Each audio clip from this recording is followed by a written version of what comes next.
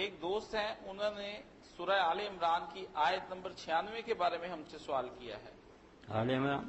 جی ہاں، اس کی آیت نمبر 96 ہے، اور وہ آیت اس طرح سے ہے قرآن کریم میں، اس میں کیا اِنَّ أَوَّلَ بَيْتٍ وُضِعَ لِلنَّاسِ لَلَّذِي بِبَكَّةَ مُبَارَكًا وَهُدًى لِلْعَالَمِينَ۔ اس میں وہ پوچھتے ہیں کہ اللہ رب العزت نے مکہ کا نام چھوڑ کر بکہ کا نام کیوں استعمال کیا ہے؟ فصیح تو مکہ ہی تھا، چاہیے بھی یہ تھا کہ ہمیں یہاں پر فصیح طور پر مکہ کا ذکر ہوتا جو کچھ کا معروف نام تھا۔ تو اس کے بارے میں وہ وضاحت پوچھتے ہیں۔ کہتے ہیں کہ اللہ تعالیٰ نے فرمایا سب سے پہلا گھر جو ہے نا وہ ہے جو مکہ میں ہے، بکہ لکھا نا، بکہ میں ہے۔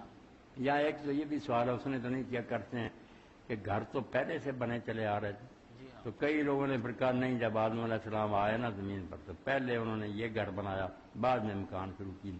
یہ ساری باتیں بے ثبوت ہیں۔ ابراہیم علیہ السلام نے بنایا، اس سے پہلے اس کا کوئی نشان نہیں تھا، کوئی نہیں جگہ کی یہاں پہ لوگ یہ بات کرتے۔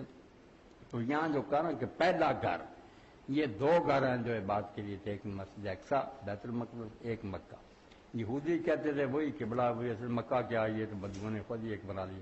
تو اللہ نے رد کر کے کہا کہ نہیں، جو پہلا عبادت کے لیے بنا نا وہ گھر ہے جو مکہ میں ابراہیم علیہ السلام نے بنایا۔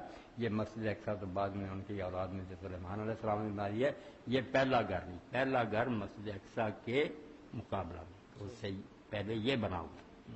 اور یہ جو کہا کہ بکہ مکہ دونوں ہی نام ہے، کوئی بات نہیں۔ اگر کہہ دیا بکہ کہنے کی بہت اعلیٰ وجہ، ایک پیغمبر نے نا جو تورات میں آتا ہے کہ اس نے کہا کہ وادی بکہ میں نا روتے ہوئے لوگ آئیں گے، اونٹوں پر آئیں گے، پیدل آئیں گے۔ اس حج کا ذکر انہوں نے کیا، وہاں بکہ ہی ہے، لفظ بکہ تھا، مگر انہوں نے عیسائیوں نے پھر وہاں وادی بکا کر دیا، رونے والی وادی، تحریف کر دی، بکہ چھوڑ دیا، وادی بکا کر دیا، مانا وہی کہ روتے ہیں لوگ، اپنے گناہوں کی معافی مانگی۔ تو بکہ تورات کا لفظ، اس لیے اللہ تعالیٰ نے اس کا حوالہ دیا کہ پہلی کتابوں میں بھی اس کا تذکرہ۔ ماشاء اللہ۔